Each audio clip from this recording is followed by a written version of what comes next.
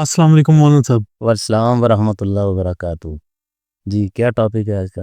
مولانا صاحب، رمضان کے حوالے سے، کیونکہ رمضان میں اکثر لوگ زکوٰۃ دیتے ہیں، تو زکوٰۃ کے مسائل کے حوالے سے بات کرنی تھی کہ زکوٰۃ دینے کا کیا طریقہ کار ہے، کیسے اپنی زکوٰۃ کیلکولیٹ کر سکتے ہیں، صاحب نصاب کون ہوتا ہے، اس بارے میں تھوڑا۔ جی بسم اللہ الرحمن الرحیم۔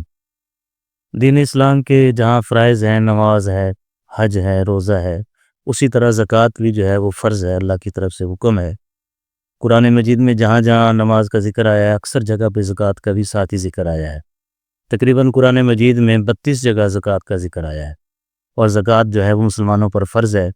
حتیٰ کہ ابوبکر صدیق رضی اللہ تعالیٰ عنہ کے دور خلافت میں پہلی بات جس پر اجماع ہوا وہ یہی تھی کہ آپ نے فرمایا کہ جو زکوٰۃ حضور علیہ السلام کے دور میں دیتے تھے اور ایک رسی بھی دیتے تھے، تو اگر وہ یہ زکوٰۃ نہیں دیں گے تو میں ان سے جہاد کروں گا۔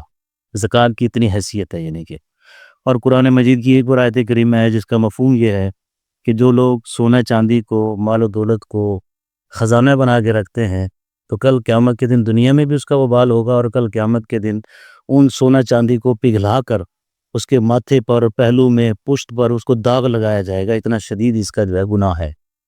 تو اس لیے زکوٰۃ جو ہے وہ فرض واجب ہے، ہر مسلمان صاحب نصاب جو ہے اس کو دینی چاہیے۔ اب صاحب نصاب میں یہ ہے کہ 3 طرح کے طبقے آپ بنا لیں۔ نمبر 1 ہے اغنیاء یعنی امیر لوگ، اور نمبر 2 ہے متوسط لوگ، اور نمبر 3 ہے فقراء غریب مسکین لوگ۔ اس کا معیار جو شریعت نے مقرر کیا ہے کہ شریعت امیر کس کو کہتی ہے، تو وہ شخص ہے کہ جس کے پاس اگر دولت ہے 3 قسم کی۔ ایک تو صورت یہ ہے نا کہ آپ کے پاس صرف سونا ہے اور کچھ بھی نہیں ہے، ایسا بہت نادر، اب ایسا نہیں ہوتا۔ یا آپ کے پاس صرف چاندی ہے اور کچھ نہیں ہے، تو چاندی پر زکوٰۃ آئے گی۔ اس کا جو نصاب شریعت نے مقرر کیا ہے وہ 52.5 تولے ہے چاندی، اور اگر سونا ہے تو صرف سونا جو ہے 7.5 تولے ہے۔ لیکن اگر آپ کے پاس نقد پیسے بھی ہیں، جیسا کہ آج کل عموماً ہوتا ہے ہمارے ہاں کہ پیسے بھی انسان کے پاس، سونا چاندی ہو نہ ہو، پیسے تو ہوتے ہیں، تو پھر زکوٰۃ بنانے کا طریقہ یہ ہے کہ نصاب اس طرح بنے گا کہ اس کا کم از کم نصاب ہے چاندی کا، اور ہے 52.5 تولے۔ تو آج کل کے ریٹ کے حساب سے اس وقت جو 2025 چل رہا ہے، وہ تقریباً تھوڑا سا اضافے کے ساتھ 1,80,000 روپیہ ہے۔ یعنی اگر کسی آدمی کے پاس سونا بھی ہے، چاندی بھی ہے، اور نقد پیسے بھی ہیں، پھر پیسوں کی صورت بے شک مال تجارت ہے کہ اس نے سامان خرید کے رکھا ہوا ہے، کپڑا بنا رہا ہے، یا اس کی دکان ہے، اسٹور ہے، جو کچھ بھی ہے، تو اموال تجارت سب کچھ کو ملا کر اگر اس کے پاس 1,80,000 روپیہ ہے تو اس کے اوپر زکوٰۃ فرض ہو جائے گی۔ یہ ہے فرضیت کی مقدار، یعنی زکوٰۃ فرض ہو گئی اس کے اوپر۔ لیکن دے گا کب؟ اس کے لیے شریعت نے کہا کہ اس کے اوپر پورا 1 سال گزر جائے، کہ 1 سال گزرنے کے بعد وہ زکوٰۃ ادا کرے گا۔ تو میں یہ کہا کرتا ہوں کہ اس کا طریقہ یہ ہے کہ فرض کرے آج ایک آدمی ہے تو اس کا جو ہے مثال کے طور پر نوکری لگتی ہے 2 لاکھ روپے کی، اب وہ 1,80,000 پر صاحب نصاب بن گیا، اور آج کی تاریخ میں یہ 2 لاکھ روپے وہ لکھ لے۔ اب اس نے اس میں سے خرچ بھی کرنے، ظاہر بات ہے، تو خرچ کیا، اپنی ضروریات پوری کر رہا ہے، تو اگلے سال جب وہ آئے، یعنی اب آج رمضان کی 11 رمضان مبارک ہے نا جی، کل بنا جی، تو آج فرض کیا اس کی تب نوکری لگی ہے 2 لاکھ روپے کی۔ اب اگلے سال آج کے دن ہی وہ دیکھے کہ میرے پاس کتنے پیسے ہیں۔ اگر اس کے پاس پیسے 1,80,000 سے زائد ہیں، بے شک 1,000 روپے بھی زائد ہے، اب اس نے زکوٰۃ ادا کرنی ہے 1,80,000 پر 2.5% کے حساب سے، یعنی کہ اصل میں تو کہتے ہیں نا 40واں حصہ، اور 40واں حصہ جو ہے وہ ریاضی کی زبان کے اندر 100 روپے پر 2.5 روپے بنتے ہیں۔ یعنی اگر آپ کے پاس 1 لاکھ روپے ہے تو آپ 2,500 روپے زکوٰۃ دیں گے، 1 کروڑ روپے ہے تو 2.5 لاکھ روپے زکوٰۃ دیں گے۔ تو یہ شریعت نے جس کو امیر مانا ہے، یوں سمجھو آج کی تاریخ کے اندر 1,80,000 روپے جس کے پاس موجود ہے وہ امیر ہے، اور وہ اس کے اوپر زکوٰۃ فرض ہوگی۔ لیکن ہوگی کب؟ ہولان ہول پر۔ ہولان ہول کا مطلب ہے سال گزر جائے جب، اور اس کا طریقہ یہ ہے کہ یہ زکوٰۃ کا یہ جو ہولان ہول ہے، 1 سال گزرنا ہے، یہ ہے قمری سال، یعنی چاند کے حساب سے جو سال چل رہا ہے وہ معیار ہے شریعت میں۔ یہ ہمارا جنوری فروری والے سال کا اعتبار نہیں ہے۔ تو رمضان المبارک کے اندر چونکہ برکات زیادہ ہوتی ہیں، عبادت کے ثواب بڑھ جاتے ہیں، اس لیے مسلمان کوشش کرتے ہیں، اور وہ بھی بڑی اچھی بات ہے کہ رمضان المبارک میں وہ اپنی زکوٰۃ نکالتے ہیں۔ ایک آدمی ہے، اس کو پہلے سالوں کی زکوٰۃ اس نے نہیں دی ہوئی، تو وہ کوشش کر کے پہلے سالوں کا بھی اپنا پہلے مال تجارت بنائے کہ میرے پاس کتنے پیسے تھے، اب کتنے سال میں نے زکوٰۃ نہیں دی، اس کا حساب بنا کر وہ بھی زکوٰۃ دے دے، پیشر یک مشت نہ نکالے قسطیں بنا لے اس کی کہ میرے ذمہ فرض کیا جی سابقہ سالوں کی 5 لاکھ تنخواہیں بنتی ہیں، 5 لاکھ روپے بنتا ہے، تو ان 5 لاکھوں کو بے شک وہ 5 ماہ پر لے جائے لیکن اپنے ذمے سے ساقط ضرور کرے۔ تو اب ایک یہ جو میں نے کہا 3 قسم کے لوگ ہیں، اگر یہ سمجھ میں آ گیا آپ کو جی کہ امیر کون ہوتا ہے۔ اب اس کے بعد آتا ہے متوسط۔ اب متوسط وہ ہے کہ جس کے پاس 1,80,000 روپے سے کم پیسے ہیں، یا 1,80,000 روپے ہے لیکن ضروریات میں خرچ ہوتا ہے، بچتے ہی کچھ نہیں ہے۔ سال کے بعد بھی اس نے دیکھا کہ اگرچہ 1,80,000 روپے اس کے پاس آ جاتا ہے پیسے، لیکن خرچ ہو جاتے ہیں، سال گزرا تو پتہ چلا جی 40,000 روپے اس کے پاس موجود ہیں، یا روزانہ کی تازہ کر کے کھا رہا ہے، لیکن کل اپنا اثاثہ جب وہ جوڑتا ہے، کل اثاثہ اپنا جب جوڑتا ہے وہ 1,80,000 کے لگ بھگ بن جاتا ہے، تو وہ زکوٰۃ نہیں لے سکتا۔ اس کو شریعت نے متوسط اپنا شمار کیا ہے، یعنی نہ یہ امیر ہے نہ یہ غریب ہے، یہ درمیان کا ہے، اس کے اوپر زکوٰۃ اس کو آپ ادا نہیں کر سکتے، نہ وہ خود زکوٰۃ ادا کرے گا نہ کسی سے زکوٰۃ لے گا۔ اب اس کے بعد آ جاتا ہے کہ جن کی آمدنی اس سے کم ہے 1,80,000 سے، فرض کیا آج اگر میں اپنے آپ کو دیکھتا ہوں کہ میرے پاس کتنے پیسے ہیں، پتہ چلا جی 60-70 ہزار روپے ہے، بس اس سے زیادہ پیسے نہیں ہیں، تو وہ شریعت نے اس کو غریب شمار کیا ہے اور اس کو وہ زکوٰۃ دے سکتے ہیں آپ۔ تو یہ 3 کیٹیگری کے لوگ بن گئے، امیر، متوسط اور غریب۔ تو امیر لوگ زکوٰۃ دیں گے اور غریب لوگوں کو زکوٰۃ دیں گے، درمیان کا متوسط طبقہ ہے اس کے اوپر زکوٰۃ بھی نہیں ہے، نہ وہ زکوٰۃ لے سکتے ہیں۔ یہ مسئلہ ٹھیک ہو گیا؟ اس میں ایک سوال جی بیچ میں ہے کہ فرض کریں کہ ایک شخص کے پاس ٹھیک ہے نقد رقم نہیں ہے، لیکن آج کل جیسے ہوتا ہے کہ خواتین نے کوئی تولہ 1.5-2 زیور رکھا ہوتا ہے، یا بچیوں کے لیے کوئی لے کے رکھا ہوتا ہے، تو اس صورت میں کیا ہوگا؟ اس پہ پھر زکوٰۃ دینی پڑے گی؟ جی بالکل، اس میں ایسے ہے نا کہ ہمارے عورتوں کے ہاں استعمال کے زیورات ہیں، سونے کے ہیں یا چاندی کے ہیں یا فقط سونے کے ہیں، لیکن وہی بات چونکہ مال نقدی شکل میں بھی تو ہوتا ہے، کچھ نہ کچھ بے شک ہو، 10-20 ہزار روپیہ بھی ہو، تو اب اس کی زکوٰۃ کا جو اعتبار ہوگا وہ چاندی کے حساب سے ہوگا۔ اب چاندی کے اعتبار سے اگر آپ دیکھیں 2 تولے کے پیسے جو ہے وہ چاندی کی نصاب سے بڑھ جاتے ہیں، تو اس پر زکوٰۃ آئے گی۔ بعض لوگوں کو میں نے سنا ہے یہ کہتے ہیں کہ مسئلہ غلط بیان کرتے ہیں کہ جو استعمال کے زیورات ہے اس کے اوپر زکوٰۃ نہیں ہے، غلط ہے۔ سونا چاندی کسی بھی شکل میں ہے، خواہ وہ آپ اس کو استعمال کر رہے ہیں یا نہیں کر رہے، سونے زیورات کی شکل میں ہے، سونا برتنوں کی شکل میں ہے، یا آپ نے کوئی چیز بنوا رکھی ہے، اس لیے کہ چاندی اور سونے کو شریعت نے ثمن اصلی قرار دی ہے، یعنی خل قتل یہ پیسہ ہے، خواہ اس کی کوئی بھی شکل ہو۔ دیکھو نا یہ لوگ زیور اٹھا کے کتنا اس کی حفاظت کرتے ہیں، پیسہ ہے تو کرتے ہیں نا، آپ اس کو کسی وقت بھی توڑوا کے پیسے کی شکل میں اس کو لا سکتے ہیں۔ تو سونا اور چاندی کوئی بھی شکل ہے، برتنوں کی شکل ہے، جوتوں کی شکل میں چاندی کے جوتے بنوا رکھے ہیں، سونے کی گھڑی بنوائی ہوئی ہے، چین ہے، وہ مرد کو تو زیور پہننے ہی جائز نہیں ہے، لیکن اگر کسی نے انگوٹھی بنوا کے پہنی ہوئی ہے اس پر بھی زکوٰۃ آئے گی۔ یہ نہیں ہے کہ 7.5 تولے سونے پر چاندی ہے جی میرے پاس تو 4 تولے ہے، 5 تولے ہے، لہذا میرے اوپر زکوٰۃ نہیں ہے۔ وہ صورت یہی ہے کہ سونے کے سوا کچھ نہیں ہے اس کے پاس، صرف سونا ہے۔ اب اس میں ہماری عورتیں ہیں اکثر یہ کہتی ہیں کہ جی ہم کہاں سے زکوٰۃ دیں، ہمارے پاس تو پیسے نہیں ہیں۔ بھئی آپ کے پاس زیور تو ہے، اور اس میں بھی متعین ہوتا ہے کہ وہ بیوی کی ملکیت ہے یا نہیں ہے۔ اگر وہ بیوی کی ملکیت ہے تو بیوی سونا توڑوائے پھر اپنا، زکوٰۃ تو دینی ہے نا جی، یا تو نقد پیسے شوہر سے لے اور زکوٰۃ ادا کر دے، اگر نہیں ہے تو سونا توڑوائے، اس کو بیچے بازار میں اور زکوٰۃ ادا کرے۔ وہ یہ نہیں کہہ سکتی کہ میرے پاس فقط سونا ہے، میرے پاس نقد پیسے نہیں ہے، میں زکوٰۃ نہیں دیتی، زکوٰۃ اس پر بھی بنتی ہے اور زکوٰۃ فرض ہے۔ اور اگر وہ بیوی کی ملکیت نہیں ہے، وہ جی مجھے سسرال نے پہنایا، سسرال والوں کیا تو وہ شوہر کا ہوا، تو جب شوہر کا ہے تو اس پہ اوپر زکوٰۃ آ گئی۔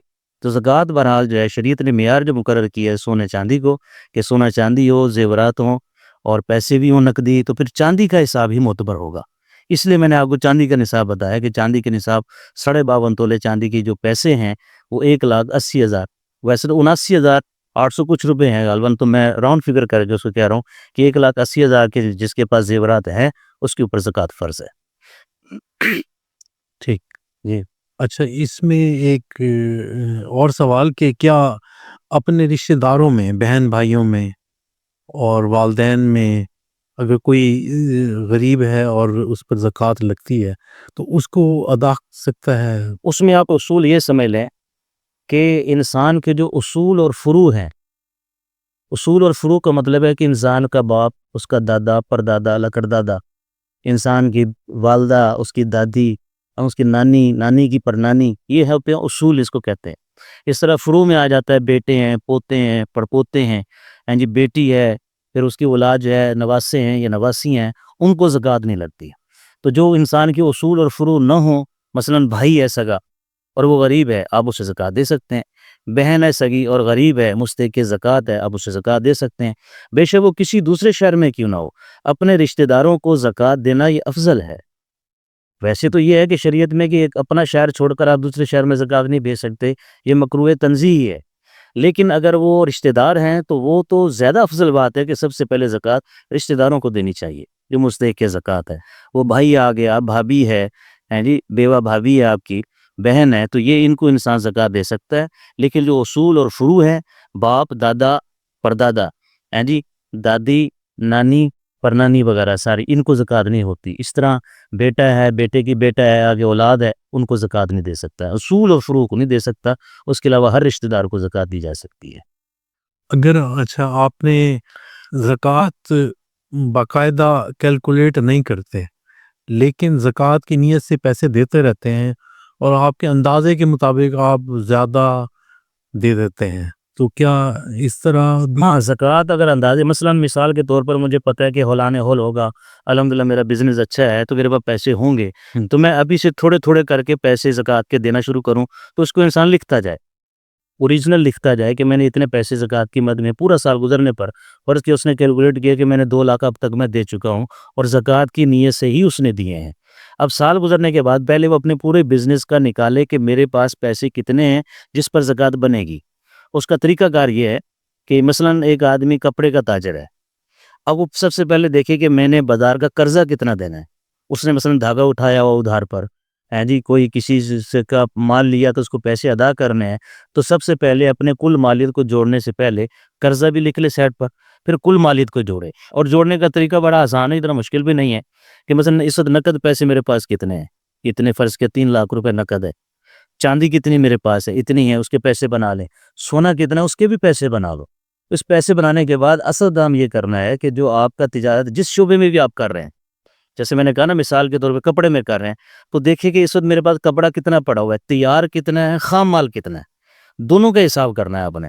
تیار مال کا بھی کرنا ہے اور خام مال، مثلا پاور لومز کے اوپر جو ہے نا دھاگا چڑھا ہوا ہے، اس کی بھی قیمت بنائیں کہ جی وہاں اتنے، وہ خام مال میرا اتنے کا ہے اور تیار مال میرا اتنے کا ہے، اور اس کی قیمت فروخت کا اعتبار کرنا ہے، قیمت خرید کا نہیں. کیونکہ آپ نے بیچ کر اس میں اندازہ کر سکتا ہے کہ مارکیٹ میں فرض کی ایک آدمی بیڈ شیٹ بناتا ہے، اس کو پتہ ہے کہ بازار میں یہ 1800 روپے کی بیچ رہا ہوں، اس کے اوپر اس کا پروفٹ بھی ہے، تو زکوٰۃ بنانے میں بھی اس نے 1800 روپے ہی لگانے ہیں. صحیح؟ زکوٰۃ اچھا خام مال کا کیسے لگائے گا کہ خام مال تو بازار میں بکا نہیں کرتا، تو اس کی قیمت خرید کو ہی قیمت فروخت سمجھ لے. فرض کیا وہ خام مال ایک بورا ہے، دھاگا ہے، اس کو پتہ ہے جی میں 80,000 کا خریدا ہے، تو اس کو 80,000 روپے شمار کر لے، اگر آدھا ہے تو 40,000 روپے شمار کر لے. تو اپنے کل اثاثوں کو جمع کر کے اس کی قیمت بنائے. اور اس میں ضروری یہ ہے کہ جو اس کی ضرورت اصلیہ ہے اس کو شمار نہیں کرے گا. مثال کے طور پر گھر 2 کروڑ کا ہے تو وہ شمار نہیں ہوگا، وہ اس کی ضرورت کی چیز ہے. مشینری لگی ہوئی ہے، خواہ کس قسم کی ہے، کروڑوں کی مشینری ہے، اس کو شمار نہیں کرے گا. مشینری پر، آلات پر، یعنی جس سے انسان آمدنی کماتا ہے، ان پر زکوٰۃ شریعت نے نہیں رکھی. تو اس طرح جب کل اپنا وہ پیسہ بنا لے گا، فرض کہ ایک آدمی کا بنا کہ میرے پاس 60 لاکھ روپے اس وقت ہیں اور میں نے 20 لاکھ قرضہ دینا ہے، تو وہ قرضہ اس میں سے نکال دے، اب میرے پاس 40 لاکھ بچ گئے. اب اس میں یہ بھی تو ہو سکتا ہے کہ میں نے کس سے قرضہ لینا ہے، فرض کہ میں نے 10 لاکھ کسی سے لینے ہیں، تو اب وہ شمار کرے کہ یہ اس کے ملنے کا اگر یقین ہے، اس قرضے کے ملنے کا اگر یقین ہے تو اس کو شمار کرے گا اپنی زکوٰۃ دینے میں، سمجھ اس کو ملے ہوئے ہے. اور اگر ملنے کا یقین نہیں ہے تو جب ملیں گے تو پھر اس کو شمار کرے گا، بے شک وہ اگلے سال ملیں اور تھے وہ پچھلے سال کے، تو اس کو پچھلے سال میں شامل کر کے اس کا زکوٰۃ کا حساب بنائے گا. تو یہ بڑا، جب آدمی دینے کی نیت کر لیتا ہے تو اللہ تعالیٰ معاملہ بھی آسان فرما دیتے ہیں.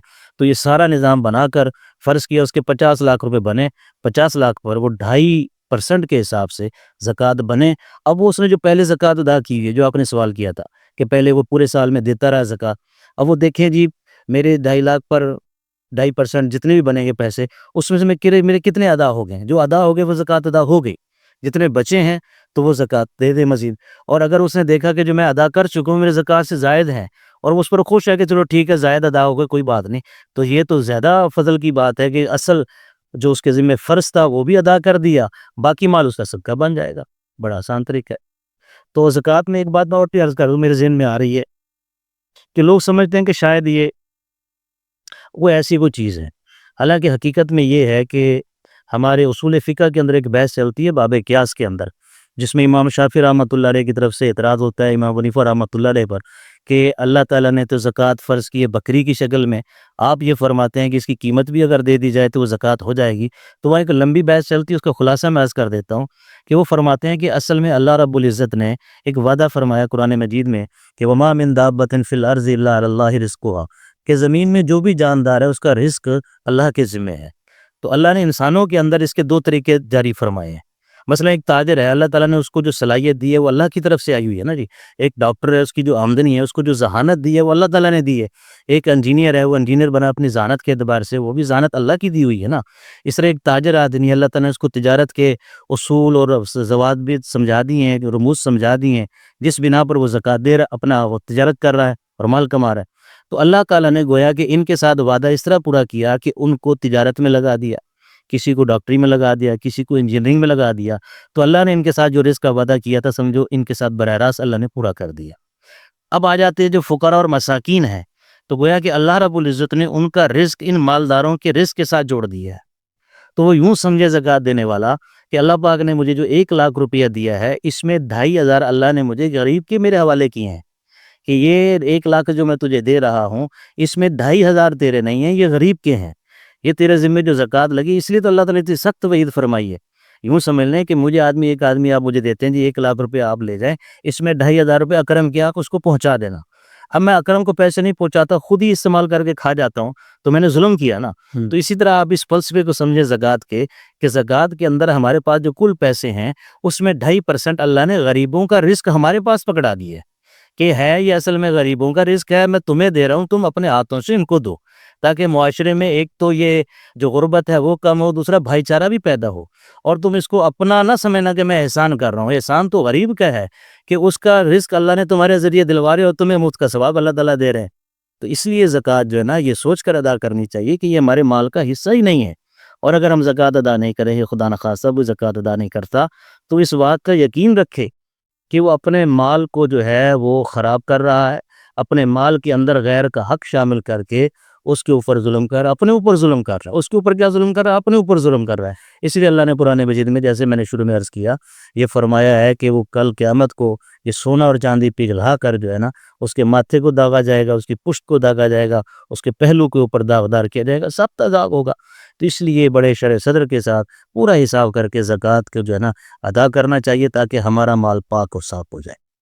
اچھا، ایک شخص کے پاس جمع پونجی تھی اور اس نے اس جمع پونجی سے ایک کوئی پلاٹ، کوئی دکان یا کوئی گھر لے لیا، ضرورت کے لیے۔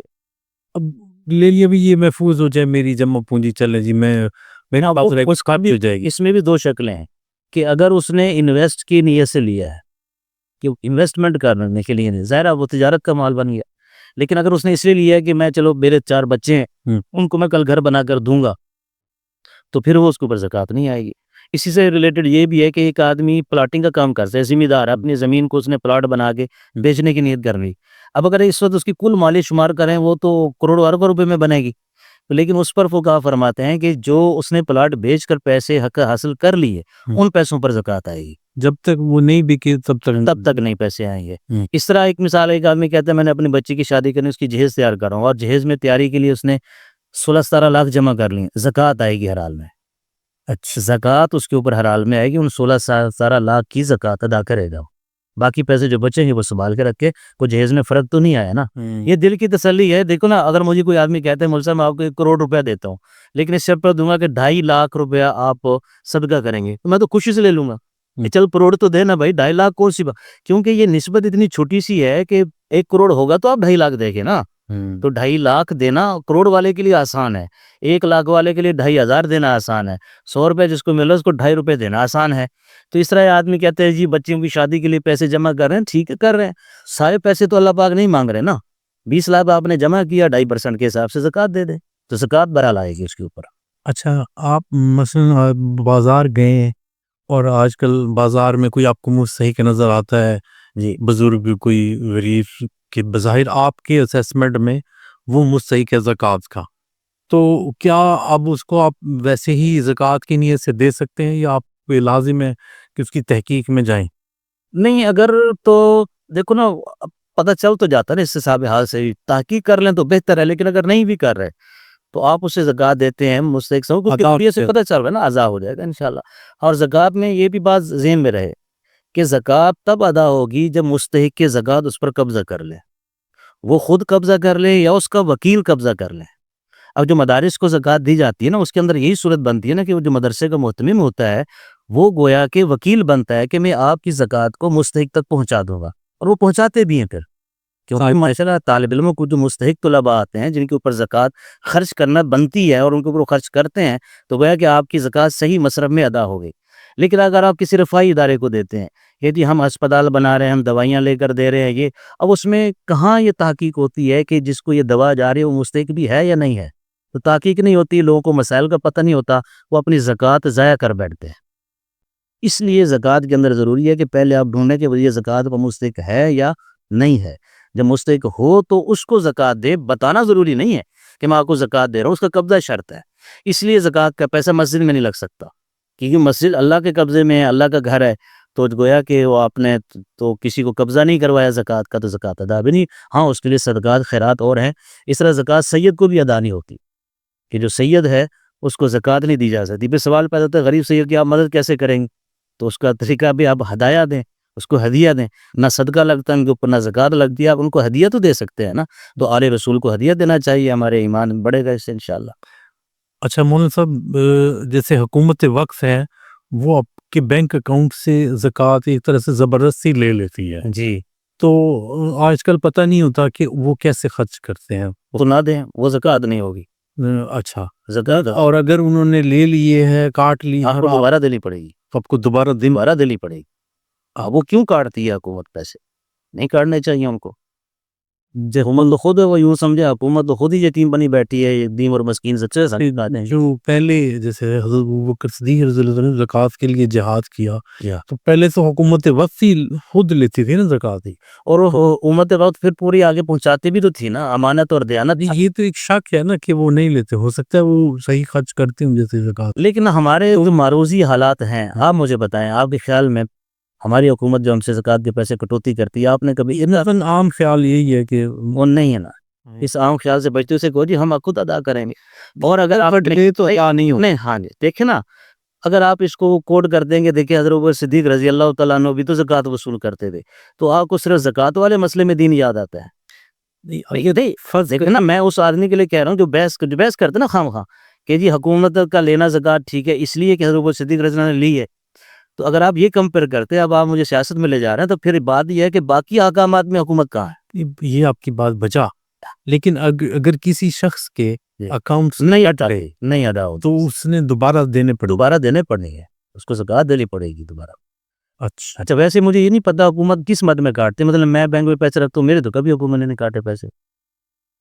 وہ آپ کو اکاؤنٹ میں مارک کرانا ہوتا ہے کہ آپ زکوٰۃ خود دیں گے یا ہاں تو بس وہ مارک کروا لے کہ جی زکوٰۃ میں خود دوں گا، وہ کچھ لوگ بھول جاتے ہیں، نہیں وہ جاتے غلطی کی بھگتے تو وہ خود بھریں گے۔ خود بھریں گے پیسے، اچھا، خود زکوٰۃ دیں گے، ادا ہوگی باقی اداروں۔ اس لیے تو یہ جو جتنے زکوٰۃ کے مستحق بن کے آنے شروع ہوتے ہیں ان پر اعتماد نہیں ہوتا نا، کہ ان کو صحیح مسائل کا پتہ نہیں ہے۔ جب صحیح مسائل کا پتہ نہیں ہے، آپ کی عبادت ضائع ہو رہی ہے، تو آپ اپنی عبادت کیوں ضائع کر رہے ہیں؟ تو صحیح اس لیے تو کہتے ہیں کہ اعتماد کریں، جس طرح آپ مریض ہوتے ہیں تو صحیح ڈاکٹر کو ڈھونڈتے ہیں نا آپ، جی اگر آپ نے گھر بنوانا تو صحیح انجینئر کو ڈھونڈتے ہیں کہ جو صحیح نقشہ بنا دے۔ تو جب آپ نے ایک اپنی مالی عبادت پوری کرنی ہے اور مال دیتے ہو تو بڑا دل پہ دباؤ آتا ہے، تو اس کے لیے بھی تھوڑی تحقیق کر لینا کہ جو میں مال ادا کر رہا ہوں یہ صحیح معنوں میں ادا ہو بھی رہا ہے کہ نہیں ہو رہا، تو یہ تحقیق بھی تو میرے ذمہ ہے نا جی۔ کیف متفق تو نہیں ہے کہ جیسے دی چاہ دی کرتے رہو، تو زکوٰۃ بہرحال مستحق زکوٰۃ تک پہنچے گی تو زکوٰۃ ادا ہوگی، ورنہ زکوٰۃ ادا نہیں ہوگی۔